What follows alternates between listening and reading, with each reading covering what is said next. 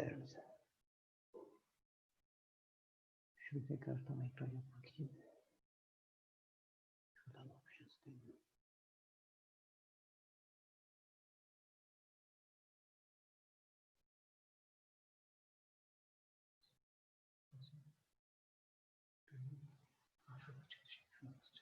Yukarıdan gelin. Çekim olsun. Yukarıdan gelin. Çekim olsun. Ne yapalım? Şu yukarıya tıklamamız lazım. Çok az artık.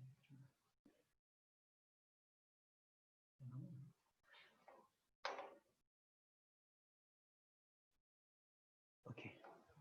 Tamam. 2 dakikamız var. Dokümanı açabiliyorsunuz. Dokümanı nasıl açıyorum bunu? Ha tamam. Harika. Okey.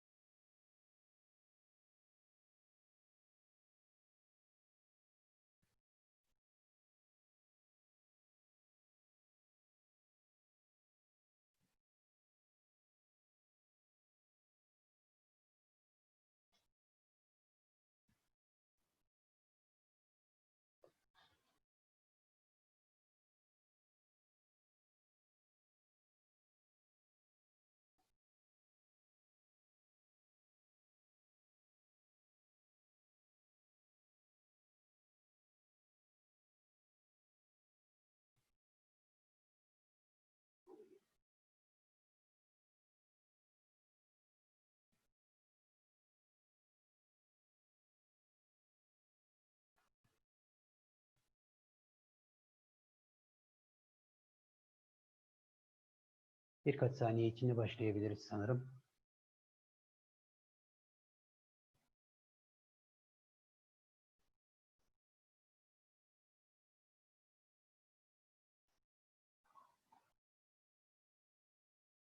Evet, saat tam 20 ve şu anda başlayabiliriz. Değerli katılımcılar, hoş geldiniz.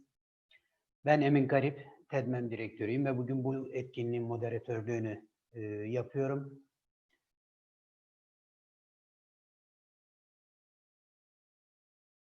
Şahsım ve TEDMEM ekibi adına Ankara'dan selam ve saygılarımı sunuyorum, sevgilerimi sunuyorum. Bu webinarın gerçekleşmesine emek veren TEDMEM ekibine de teşekkür ediyorum. Bugün TEDMEM kürsüde Dünya Bankası Avrupa ve Orta Asya yöneticisi Patrinos'u ağırlıyoruz.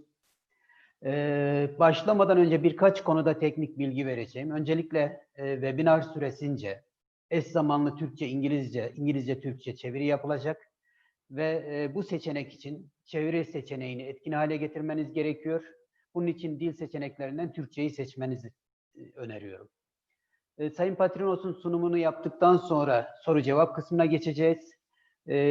Soru cevap kısmına geçtiğimizde yazdığınız sorulardan süre içinde izin verdiği ölçüde soruyu cevaplamaya çalışacak. Dolayısıyla sorularınızı sunum süresince soru cevap bölümünden yazabilirsiniz. Bu açıklamalardan sonra ben kısa bir selamlama konuşması yapıp sonra sözü Sayın Patrinos'a bırakacağım.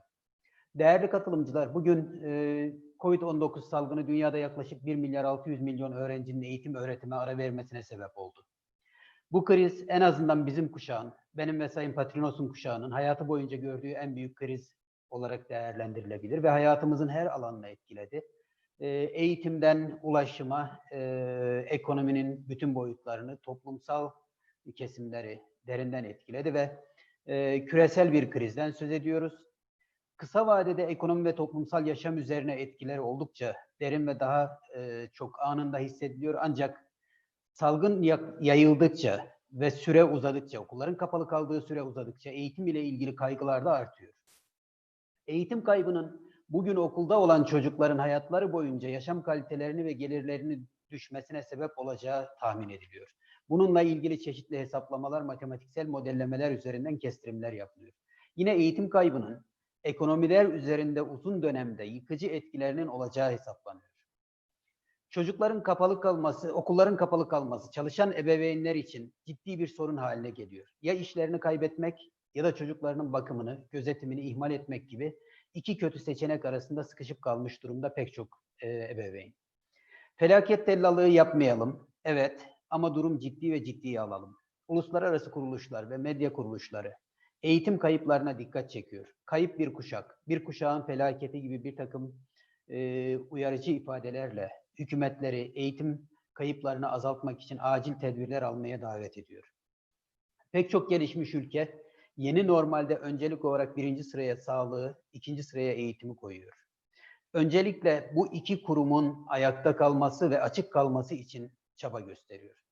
Daha 2 gün önce Dünya Sağlık Örgütü Genel Direktörü okulların açılmasında sıfır risk diye bir şey olmadığını söyledi. Yani riskler var ve bu riskleri görmek, bu riskleri tartmak zorundayız.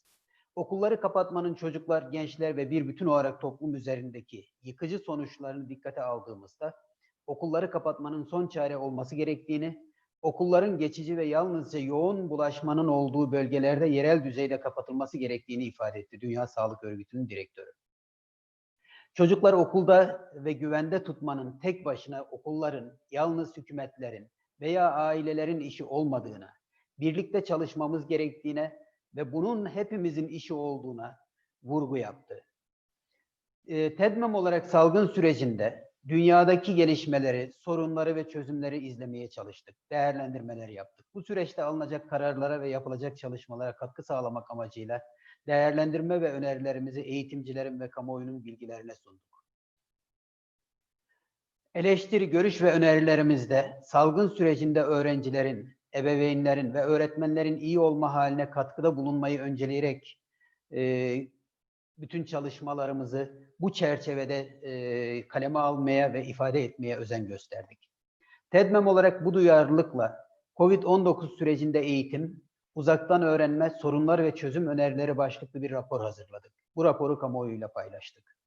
2020-2021 eğitim öğretim yılına başlıyoruz ve salgın süreci devam ediyor. Önümüzdeki günlerde toplum olarak salgını önlemeye yönelik tedbirlere ne ölçüde uyacağımız, salgının seyrini çocuklarımızın sağlığı ve geleceği için okulları kontrollü olarak güvenli bir şekilde ne zaman ve nasıl açabileceğimizi belirleyecek. Çocuklarımızın sağlığı ve geleceği için hep birlikte temizlik, hijyen ve kişisel koruyucu önlemler ve sosyal mesafeyi koruma konularında daha duyarlı davranmayı, kurallara uymayı bir insanlık görevi, bir yurttaşlık görevi olarak görüyoruz. Ve bütün toplumun, bütün bireylerin bu hassasiyetle davranması için elimizden gelen çabayı, özeni göstermeye çalışıyoruz.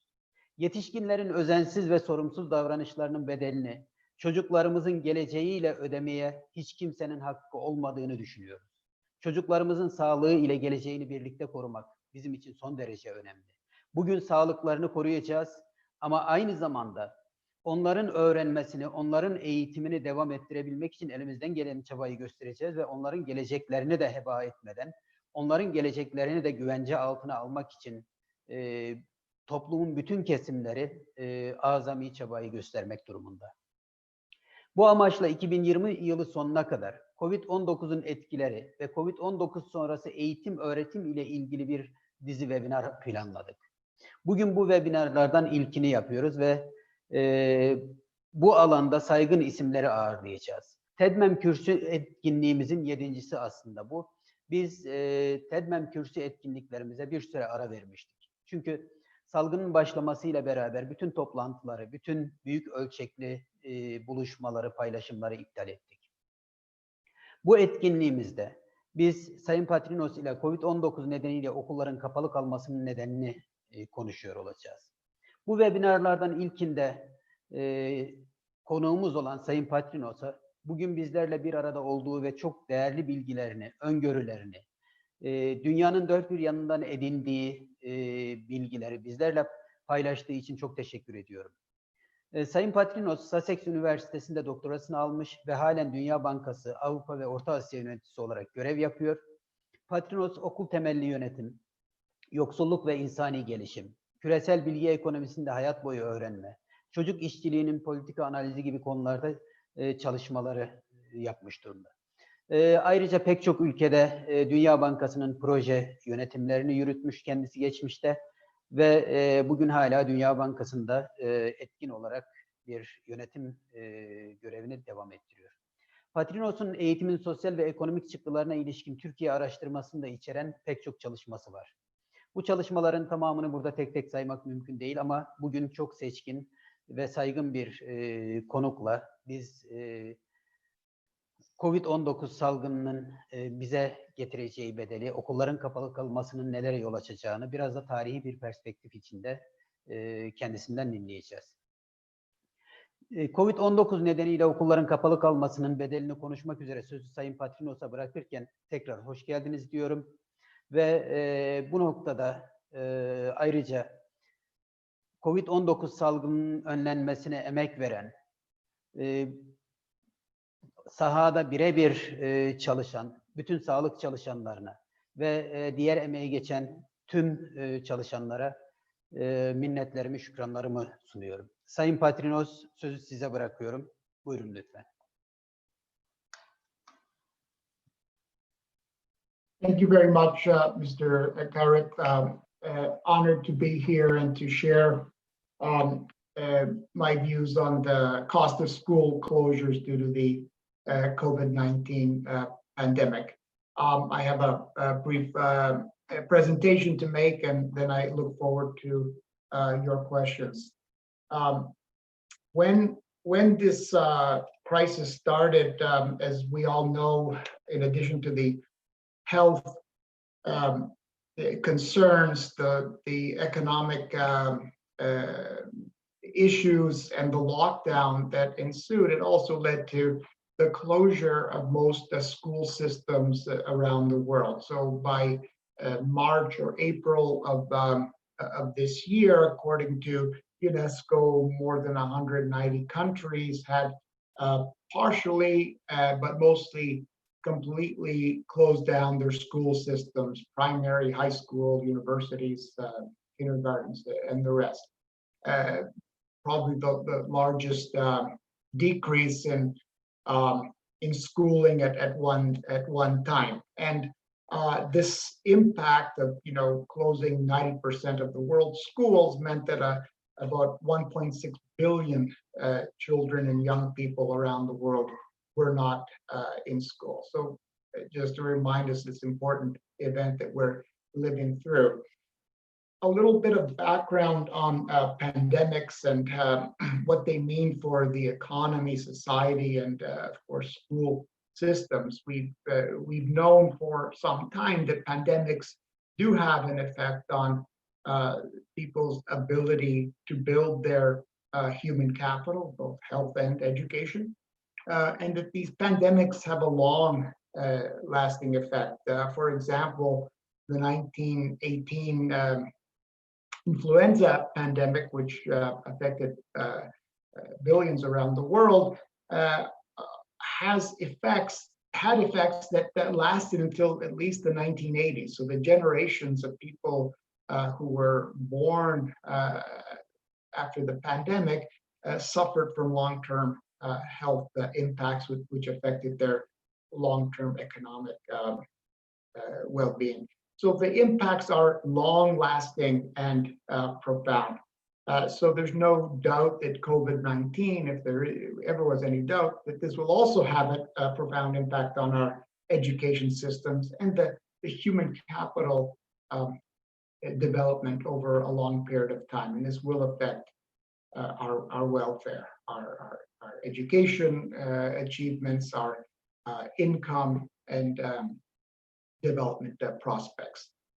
Also, it's expected that most children, and particularly those from families with less resources, will suffer a large loss in their schooling due to the school closures, the typical summer learning loss, and the inability to quickly make up for this loss when schools do eventually reopen. And we've seen in Europe and across Europe and Central Asia, the schools have started to open either completely or with some mix of online and physical presence, but by early October, it's expected that all the Europe and Central Asia countries will be back to some kind of physical schooling, although the news of infection rates continues to evolve, so we'll have to wait and see.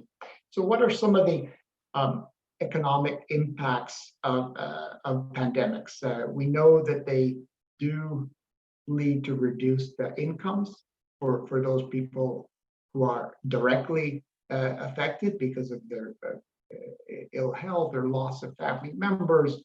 Income is decreased. Also, as the economies start to close down, jobs are not available, so obviously incomes decrease. And we do see immediate impacts of pandemics in terms of lost national income. We do see these impacts that may last for a short period of time or a long period of time. And it depends how long the pandemic is. Some pandemics have short-term effects. Others, if they're more severe, could lead to reductions in national income of up to 10% from what we've seen so far. And we already mentioned the 1918 flu epidemic and what that meant for people's health for a long period of time. There are few comparable pandemics to the COVID crisis that we're living through. Perhaps the plague or Black Death comes close. A lot of people died because of the plague, and also we saw reduction in labor output, but in fact higher agricultural wages from rural areas. The Spanish flu, however, lowered incomes generally for all of the society. So large impacts on the effect on labor, productivity, and overall well-being in countries. The pandemics that affect schooling, and more precisely the closure of schools, will have a large impact. We know from other events, crises, and even non-pandemic school closures and how important they've been and how much of an impact they've had on the development of education. During China's Cultural Revolution, high schools were closed throughout the country, and this led to a decline, a 35% decline in high school completion rates. And a generation and decades later, this lowering of human capital, educational attainment among the affected population translated into productivity declines, into labor declines, and much lower incomes. We also know from other school closures, whether they're due to pandemics or political activities, strikes, teacher strikes have also led to school closures, and this has had impacts on learning attainment, both in terms of the accumulation of education, less learning, and perhaps children dropping out as a result of the school closure. So definitely human capital will be impacted as a result of school closures. And in the long term, this affects productivity, and this is likely to be experienced in lost earnings, lower earnings in the future. But we also expect that the crises don't distribute the losses evenly. And I'll come back to this point because it's important for policy considerations. What we know from past crises is that those with more education, more years of schooling, higher levels of schooling, tend to do better than those with less education. So while overall incomes may decrease, those with higher levels of schooling suffer relatively lower declines than those with less education. And again, I'll come back to this point with some evidence and also some considerations for policy. There have been many attempts to measure the impacts of crises and pandemics on economic activity, both in terms of looking back or making predictions and simulations. From the United Kingdom, we have estimates of the cost of pandemics of, from 0.1 to 0.4 of national GDP. That's in the current year. So that's in during the year of the crisis. National incomes may go down by 0.4 of GDP. Similar numbers from the United States, 1 year impacts again. More recently in Norway, the government estimated the impact of the current school closure due to COVID-19 and argued that there'd be about $214 million decrease and $165 million decrease in economic output for each day that schools were closed. And what they did is similar to what we did, that I'll report in a few moments, on measuring the predicted lost productivity due to less school. So if you assume that more schooling results in higher wages through productivity, then less schooling by definition would lead to lower earnings. And that's what we'll discuss today. So the cost of school closures, of course, depend on several factors: how widespread the closures are. Is it a national phenomenon? Is it localized? Is it partial, or is it complete? And of course, how long is that school closure? During the current COVID pandemic, when the school closure started in Europe around March and April, there were school systems in other parts of the world that hadn't yet started their school year because they in the Southern Hemisphere have a different schedule. If it was a short-lived pandemic, may not affect it, but it's been a long-term pandemic and it's affected the whole world. So school closures of this magnitude and duration are expected, strongly expected, to reduce overall human capital. The question then is, how much will earnings decline in the future? Is it something that can be easily made up through remedial education and catch-up programs, or is the human capital loss more serious and more permanent, which would have long-term implications for those involved and, of course, for our school systems and countries? In a application to the United States, we looked at the following scenario. We assumed that schools may stay closed for 4 months. This is an estimate or a prediction that assumption that we made back in April when the school closures began, and took as a starting point that every year of schooling raises future earnings by 8% a year. Then a 4-month closure would mean that your earnings your future earnings would decline by about 3%, up to 3%. And we applied these estimates to the largest economy in the world, the United States, to see what kind of estimates we would get. And we are assuming here that all schools were closed, that all students were out of schooling, and that very little learning loss took place. So there was some mitigation, but people lost that quarter of a year of schooling or third of a year of schooling. The measures that you can take during school closures for mitigation, of course, we've seen in most countries are some kind of distance education, whether it's online or broadcast. We even saw countries use radio and other means to continue some kind of learning during the school closure. So the strength of those emergency learning experiences will mitigate to some extent the learning loss.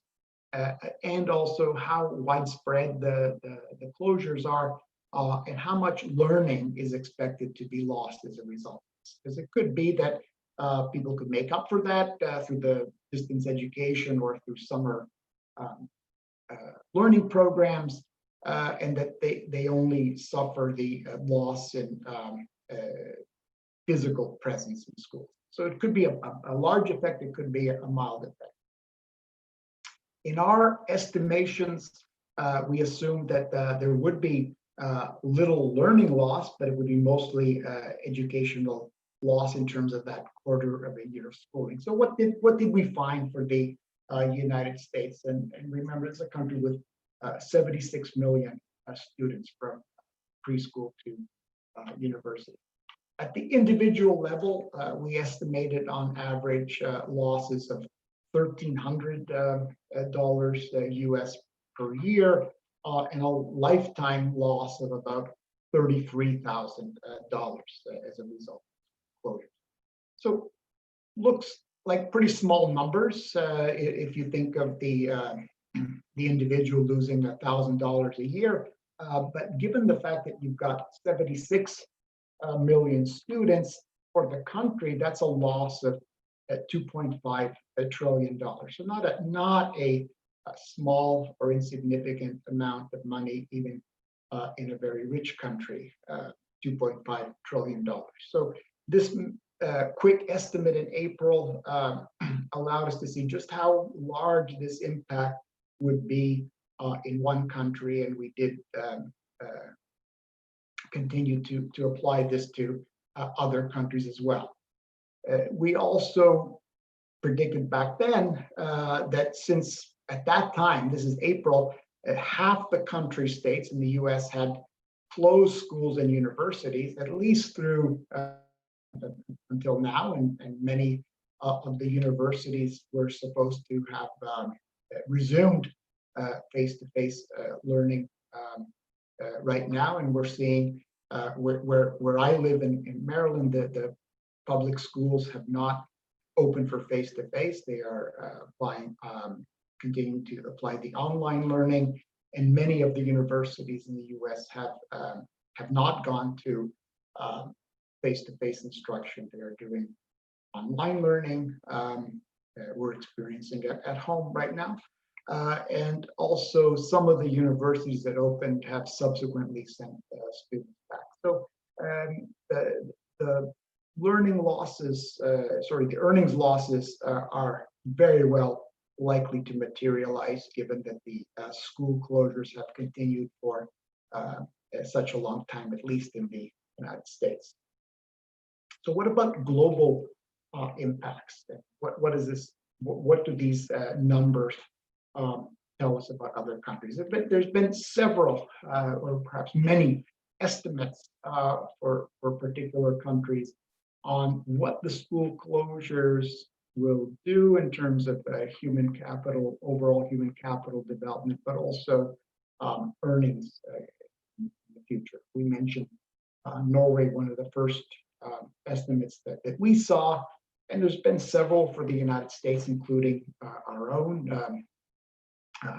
McKinsey also has a study on learning and earning loss in the United States, and other researchers have also predicted large declines in earnings as a result of the school closures, especially at the higher education level.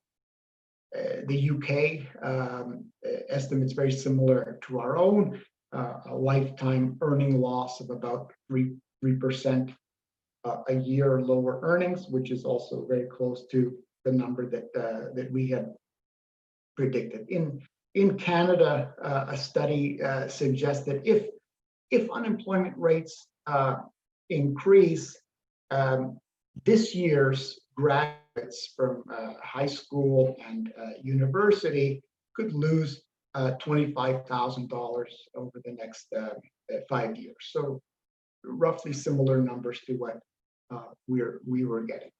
At the global level, there's been two other estimates of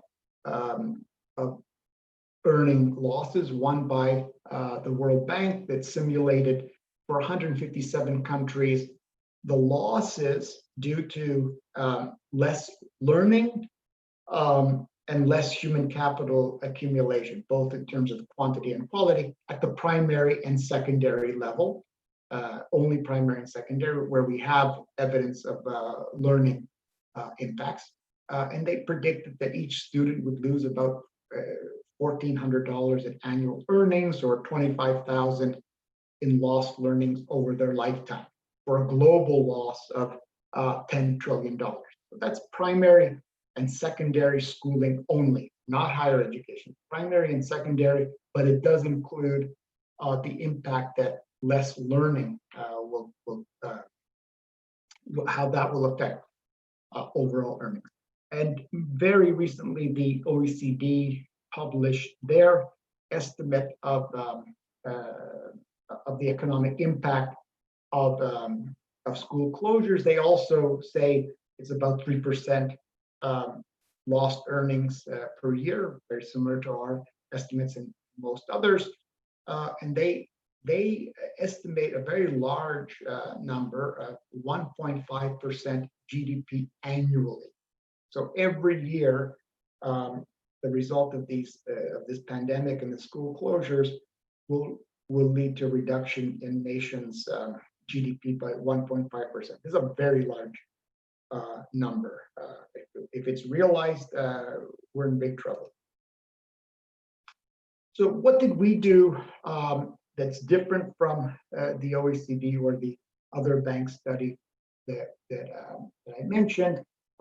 We use the same data that the World Bank study has, but we don't estimate the lost learning. We only look at the lost year or quarter year of education, but we extend the analysis to university and preschool. So again, estimating starting point of a return to schooling of about 8%, and assuming about a 4-month reduction in schooling, or about a quarter of a year, we are estimating that if country X closes its schools and universities for 4 months, the loss in marginal future earnings would be about 3% over students' working life. We model a 45-year working life, we discount, and we use earnings from a typical earnings profile, and we also adjust for labor force participation, because not all people would have been working. So I won't go into the simple formula that we did, but it's pretty straightforward. The only difference from the other World Bank study is that we extend to university and we don't control for learning. We don't control for learning because we don't have PISA and TIMSS for higher education. So it's very difficult to do for populations above secondary school. We do assume that some of the loss will be mitigated by distance learning. And we assume that we are quite optimistic about what distance learning will do, since we don't have any other information. We were very conservative here and estimated that the learning would not decrease by very much. Of course, if you assume a bigger learning loss, then we're going to get much higher rates of earning losses. And we're seeing now some of the anecdotal and survey evidence that there was significant learning loss, especially in the Northern Hemisphere, where the end of the COVID school closures were just before the typical summer break, so that the school closures combined with summer learning loss probably resulted in higher levels of learning loss than we otherwise would have seen.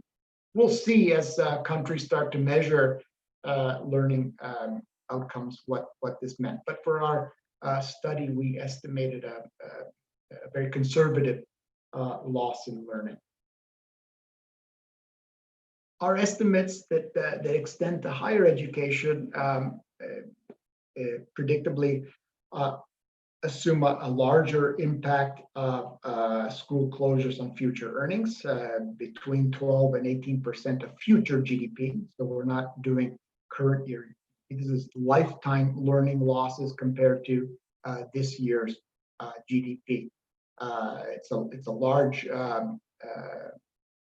interval because it depends on how much labor force productivity, also labor force participation, varies across countries.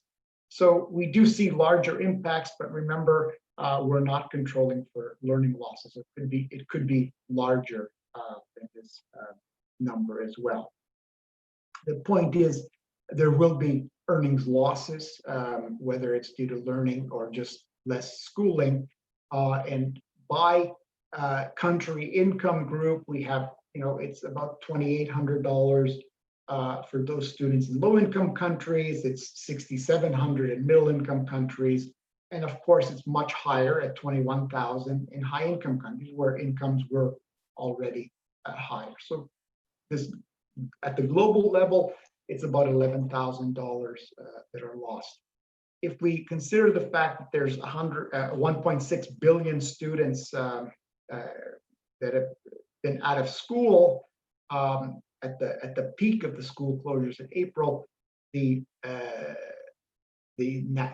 regional impacts, the aggregate impacts are much larger, from 360 billion in low-income countries to 6.8 trillion in middle-income countries and 4.9 trillion in high-income countries. So global impact of about $11 trillion lost due to school closures. These are big numbers, difficult to predict the future going into 45 years, but the point is, if nothing else happens, and we'll talk about what else can happen to mitigate these learning losses, we'll see large economic impact. In terms of GDP, and again, this is comparing the future losses to this year's GDP, it turns out that the impact is larger in low-income countries. So in absolute terms, because the incomes are lower, the numbers look small in low-income countries, but as a percentage of their national income, the impact is much, much larger. On average in the world is 12 to 8%, but it's a much bigger number for low-income countries or middle-income countries, just because this earnings loss is such a large proportion of national incomes and how important human capital is for the well-being of people in lower-income countries. But the fact is that most students in the world are in middle-income countries, since most countries are, larger number of countries are middle-income countries. Even with higher incomes in high-income countries, middle-income countries are facing a particular burden. But in low-income countries, these numbers, because the earnings are already quite low in low-income countries, and with depressed growth forecasts for these countries, there could be much higher levels of poverty in low-income countries, and therefore the earnings losses in low-income countries are quite devastating. Middle-income countries are more affected because of the 1.6 billion students out of school. About 1 billion of them are in middle-income countries. Just the majority of students are in those countries, but I don't want to downplay the impact in low-income countries where these earning losses are a much higher proportion of overall earnings. We also estimated differentiated effects by level of education, and as you can see, the losses are higher at the tertiary level because the incomes are higher at those levels. So, about a 3-time bigger impact at the tertiary level compared to primary.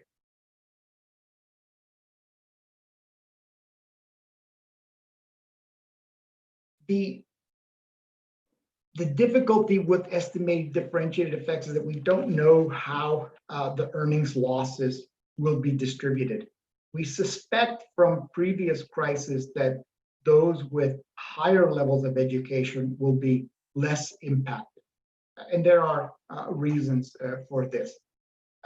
It could be that the returns to schooling, so the relative earnings for those with higher education, may actually increase as a result of the fact that those with lower levels of education, if they're more likely to become unemployed, this reduces the earnings of those with less education, raises the relative earnings of those with higher education. So it appears that those with higher education are faring quite well during crisis. So overall incomes may decrease, but the relative incomes of those with higher education might be higher.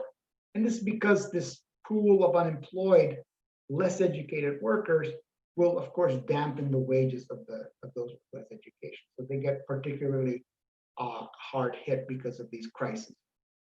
Argentina may offer us a glimpse of what happens during crises, and especially prolonged crises, where we've looked at what happens to the earnings of those with more and less education. So Argentina had several episodes of crises, financial, economic crises in the 1990s, in the late 1990s, early 2000s, and then you can see also the Great Recession. But the big one from about 2000 to 2002 led to a widening in the gap between the earnings of those with tertiary education and those with secondary education. While overall income levels declined, poverty levels increased during the peak of the crisis, the relative gap in pay between higher and lower education actually increased. So it appears as though those with higher education seem to be more protected during crises. And again, it's partly due to the fact that those with less education tend to lose their jobs, and this dampens their wages, but also those with higher levels of schooling, employers are less likely to dismiss them because of the investment they've made in their human capital, their contribution to the firm. But also those with higher levels of schooling might be better at negotiating other positions, either within the same firm or by finding other opportunities. So higher levels of schooling and better education tends to protect people during crisis. So to look at some of the impacts and what we can do about it, which is important. So these dire predictions about earnings losses, the point is to show the potentially large negative effects. But of course, there are things that we can do in the interim to mitigate these earnings and earning losses. One is, and what every country did during the school closures, is distance education. We can keep students engaged.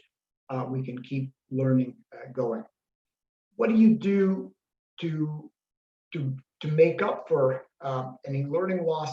We do have strong evidence on the impact of tutoring, and what's become known in the literature is high dosage tutoring. So targeting those students that are more likely to fall behind because of the school closures, and to give them large dosages of tutoring. These programs have been evaluated and found to have large impacts on ultimate learning attainment. The other measure that's important is to prepare for the eventual school openings, and to prepare students to take some kind of assessment, so that teachers will know whether they've fallen behind, by how much they've fallen behind, so they can plan their lessons and hopefully accelerate the learning recovery, so that the school reopenings also becomes a time of learning recovery and rapid progress to where the student should be. Other recommendations for addressing the school closures might be the following. One is to maintain government expenditures on education. During this financial crisis and COVID pandemic and recession, budgets are under pressure, and governments tend to look for cuts. Education needs to be protected because of its future importance to the economy and society. Some youth may not return to school, especially if they're close to compulsory school age. So it's important to provide some kind of support to those youth and hopefully bring them back, which is the last recommendation, on some kind of lifelong learning system that will allow them to come back into the system if they do drop out. Also, investing in digital skills and technology. As we've seen during the school closures, the importance of being connected, the importance of having skills to be able to continue learning and working. And we may need to not only maintain education funding, but perhaps increase it in the short term in order to make up. So how do you finance this high dosage tutoring, learning assessments and learning recovery? We may need some one-off catch-up funding as well. Also, building a system that's resilient and prepared for future shocks, so that when school closures, not if, but when school closures happen again, can we continue learning to the same level? And this requires investing in not only distance education systems, but sustainable distance education systems.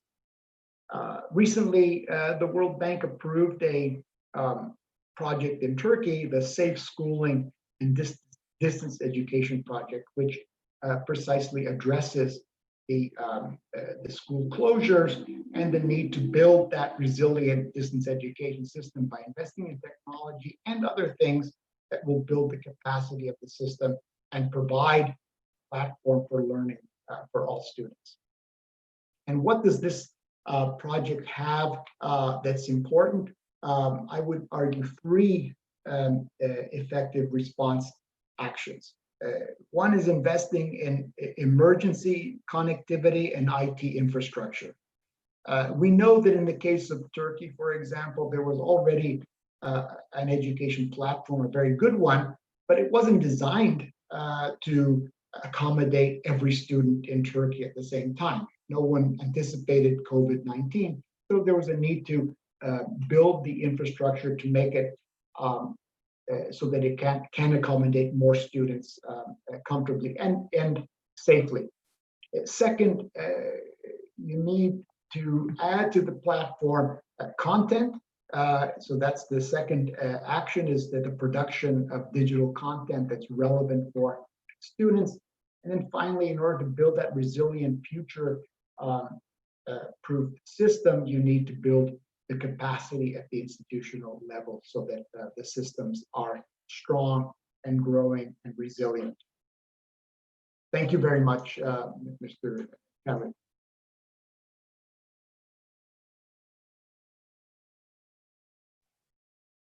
Thank you, Mr. Patrinos. There are a few questions. I will translate those into English, but before those questions, I'd like to make a few comments. First of all, thank you very much for this wonderful and inspiring presentation.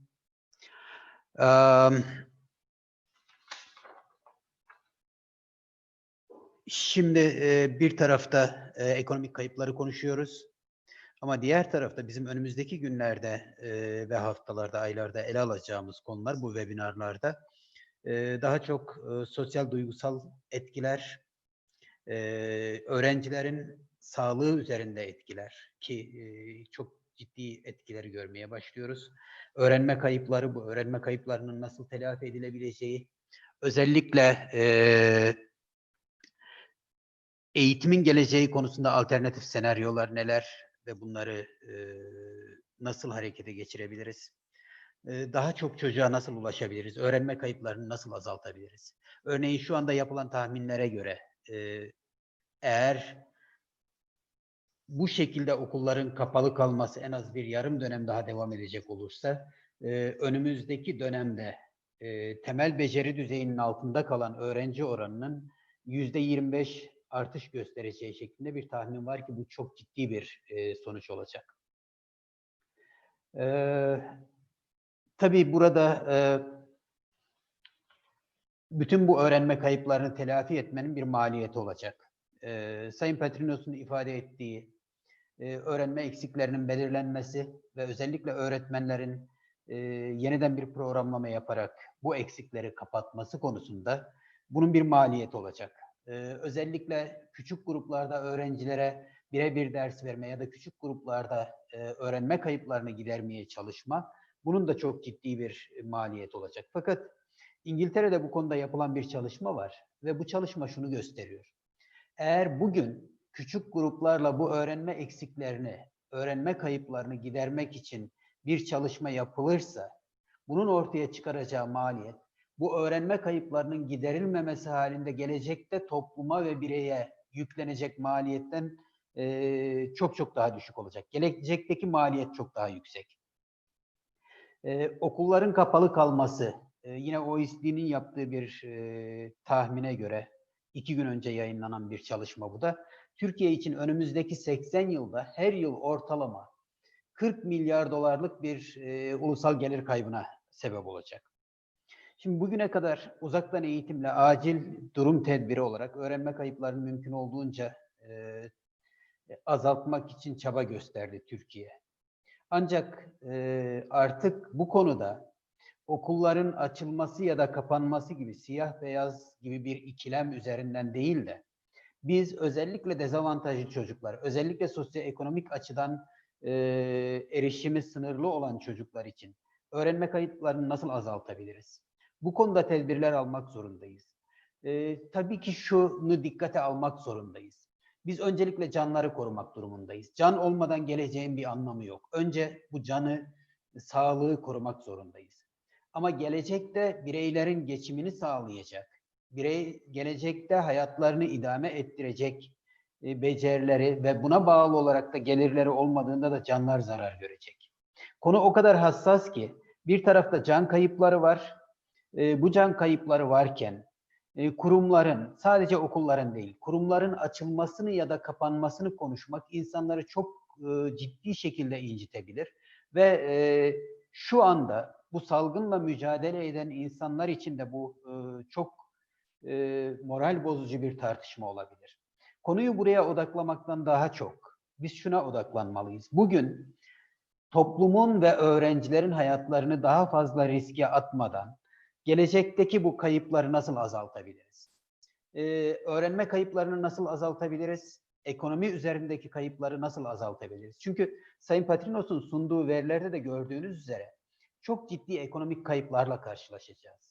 Bu bireylerin hayatlarını etkileyecek. Bu işsizlik demek, bu gelecekte yoksulluk demek belirli bir kesim için.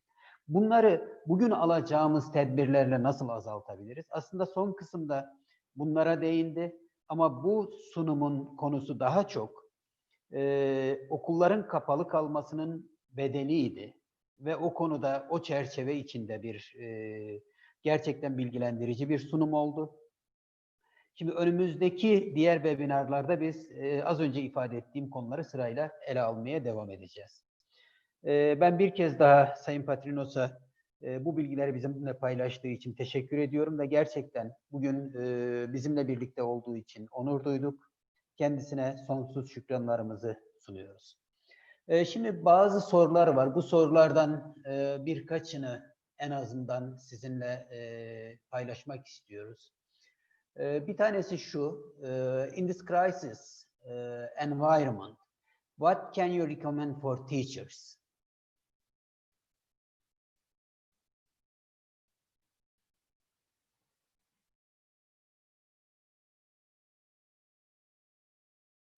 Yeah, thank you.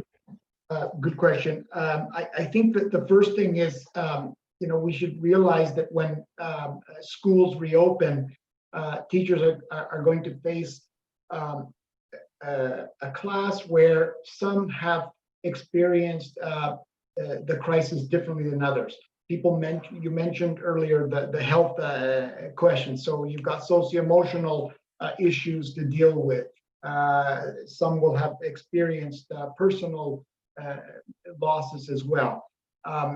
In terms of learning, some students will have fallen further behind than others. So the teacher will be faced with a more diverse classroom than otherwise.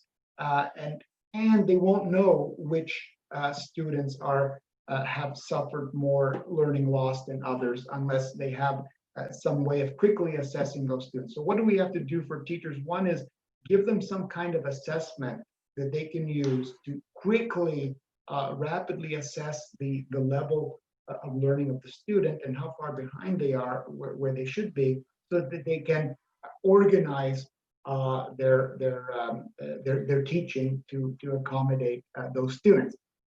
That said, they may need extra support, because if you've got so much diversity and experiences in the classroom, it's very difficult to teach to such a heterogeneous population. So maybe they need additional teachers to support them, and maybe other professionals, especially if we've got socio-emotional issues and other effects.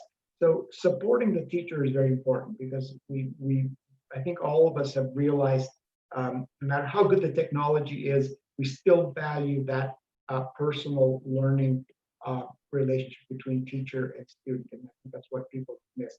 But the teacher will be under a lot of pressure, I think, when schools reopen. So finding ways to support them, at least with information, but also hopefully with resources, so they can adjust their teaching to accommodate, especially those students that have fallen behind. Okay, thank you very much. And second question, actually it's in English. How can lifelong learning policies be implemented in this process, and what can you say about this? Yeah, again, good question. I think we need lifelong learning systems, if that means having a system that doesn't end when the school day ends, because right now we are experiencing what it means to have a lifelong learning system, because we are using technology for things that we otherwise would have done in person. And we also are finding that there are many solutions available that can accommodate these learning needs.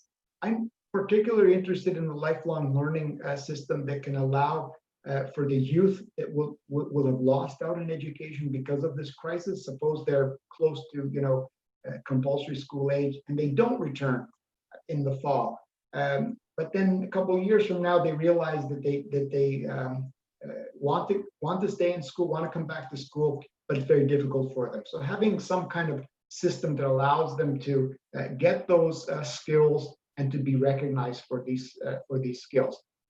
So in our analysis of lifelong learning systems, we talked about learning anytime, anywhere. We talked about financial incentives for people to come back to school, and then the recognition of their learning through some kind of certificate systems. Some of these programs are already working in the Scandinavian countries quite well. I think it's time to look at this and to see where else we can implement lifelong learning systems that are integrated into the school systems, and to take from this experience of the COVID crisis opportunities to extend our learning systems to a truly lifetime path that allows people to continue learning, to continue exploring different ways of acquiring skills, and to be recognized for those skills. Thank you. Okay, there's another question. Now, this question assumes that there could be different levels of learning losses at different grade levels. Do you think at what grade levels there will be more learning losses? Yeah, I would say those levels of education where distance education doesn't help. So if someone is very young students who have not yet learned to read, there's not much we can do with distance education because they won't be able to benefit from it. So I worry about the very young children that didn't have the opportunities to go to school, and it'll be difficult to have a distance education system for them. So the learning loss there could be quite large, and we know that early disadvantages in learning affect people for a whole lifetime. The other group that's likely to be more affected by these school closures are poor rural minority children. We've already collected some evidence in Europe about the lack of opportunities for minority groups. So those students that were already perhaps struggling with less access to education will be particularly hard hit, and that's a group to pay attention to. And then I think the third group would be those youth, again, who are we're already at risk of dropping out, and I think the crisis may push them to actually drop out of the system, and that will be a devastating loss for them, which is why I mentioned the need for looking for alternative systems to bring them back into schools or some kind of education at some point, and the lifelong learning system that will recognize their skills. Okay, there is a long question, but I will try to kind of briefly restate it. This COVID-19 made it more evident that countries are not dealing effectively with equality of opportunity. And what do you think about that, and how you comment on it? Yeah, I do think that we're through this crisis we're seeing some of the shortcomings of our existing systems and how they deal with disadvantaged groups. I think the opportunities for many members of society are much less, and we're seeing the impacts on minority groups and rural populations especially. I think the importance of this crisis, what it brings home to me, is the need to expand technological opportunities, whether it's the internet or television, but hopefully to expand opportunities for those groups to participate in the system. I also think that we need to adjust the ideas of what schools are, because if we don't have alternative arrangements, then when events like this come, and they will come, the schooling losses become permanent. So if we had a strong system like the one we're building in Turkey with your platform, that will allow learning to continue with and without physical schooling. The best system requires, both the technological and the physical education, physical presence. But we do need to make sure that these opportunities are extended to all. Otherwise, we end up supporting private decisions to increase education for some, but leave behind those groups that don't have the resources. So extending those opportunities, and technology is probably the best bet for creating a system that could be generalized and could be targeted to those groups.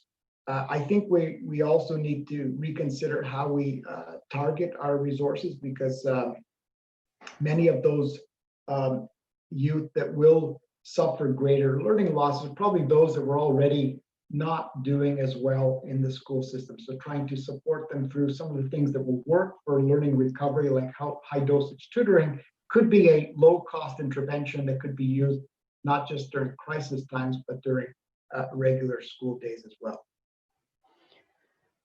We are almost running out of time, but I will briefly restate two more questions into one question. The world is changing or transforming, and in this changing world, what will be the role of technology in education, and do we expect any changes or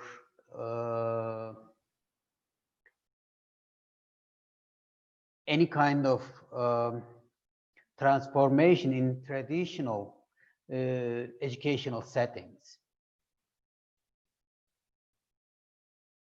Yeah, the answer is yes. I do think that we're already seeing the transformation, and what countries are realizing and families are realizing is that there is no substitute for the teacher-student relationship, but it can be enhanced through technology.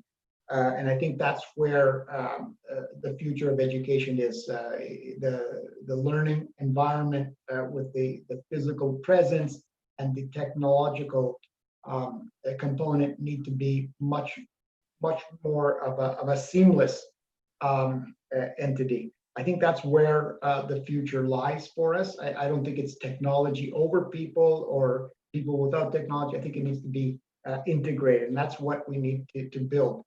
Before the crisis, there were many proposals for technological alternatives to the traditional school, but I don't think the evidence suggests that technology only is superior to the mixed mode of both physical presence and technology. I think that's where we need to see school systems go. I think that's what many countries are doing, but they do need to build that basic infrastructure and to make it available and affordable to all, and then use the combination of the physical and the technological to cater to particular groups. I think we're seeing that the diversity in students' learning styles, demands, and preferences, and somehow this needs to be accommodated by bringing technology closer to the school system. Thank you very much. And that was a great presentation and very informative discussion. Saygıdeğer katılımcılar, hepinize çok teşekkür ediyorum. Süremiz doldu. Süremizin yaklaşık bir 5 dakikada üzerine geçtik. Onun için bu noktada bütün soruları yöneltmemiz mümkün olmayacak. Affınıza sığınarak bu noktada hepinize teşekkür ediyorum. Ankara'dan selamlarımızı, saygılarımızı, sevgilerimizi sunuyorum. Ve webinarı burada sonlandırmak istiyorum. Çok teşekkür ediyorum. Patrinos gerçekten bugün bizimle birlikte olduğu için kendisine çok teşekkür ediyorum. Bu bizim için bir şerefti. Ve gelecekte yine birlikte çalışmayı ve birlikte birçok konuda değerlendirmeler yapmayı umuyorum. Zaten sanırım bir ayağınız Türkiye'de olacak. Özellikle bu biraz önce sözünü ettiğiniz 160 milyon dolarlık proje kapsamında aktif rolünüz olacak diye düşünüyorum. Ve bu projenin de Türkiye'de uzaktan eğitime, özellikle bilişim altyapısına ciddi bir katkı sağlamasını bekliyoruz ve bunu bir an önce görmek istiyoruz. Çok teşekkür ediyorum ve iyi akşamlar diliyorum. Hoşça kalın. Thank you very much and good evening, Mr. Patrinos.